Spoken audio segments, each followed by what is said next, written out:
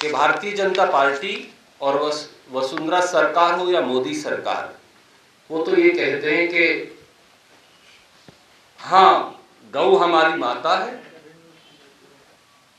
उन्हें झूठ बोलना आता है और सिर्फ वोटों से उनका नाता है। गौ सेवा नहीं, वोट का मेवा भाजपा ही ढूंढते हैं।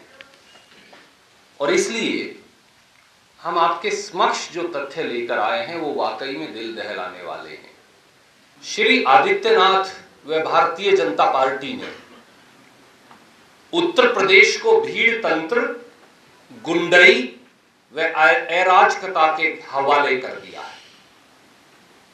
आदित्यनाथ जी चुनावी भ्रमण में व्यस्त हैं, कभी राजस्थान और आज तेलंगाना, और सरकार के संरक्षण में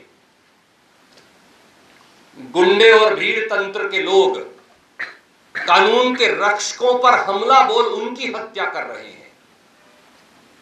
बुलंदशहर के कलेक्टर ने ट्वीट कर अब जानकारी दे दी है कि इंस्पेक्टर सुबोध कुमार सिंह की कनपटी पर गोली मारकर हत्या की गई।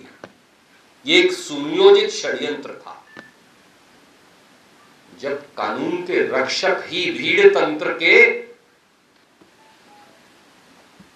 भेंट चढ़ जाएंगे तो प्रदेश और देश की सुरक्षा करेगा कौन? परंतु श्री आदित्यनाथ वापस नहीं गए। सुबोध कुमार सिंह की विधवा के आंसू नहीं पहुंचे, दोषियों को सजा नहीं दिलवाई, तेलंगाना भाषण देने चले गए। और दोषी हैं कौन? दोषियों के जो नाम एफआईआर में आए हैं वो और ज्यादा चौंकाने वाले हैं। एक हैं भारतीय जनता पार्टी के जिला के यूथ विंग के अध्यक्ष शिखर अग्रवाल, भाजपा के कार्यकर्ता उपेंद्र राघव, बजरंग दल के जिला अध्यक्ष योगेश राज,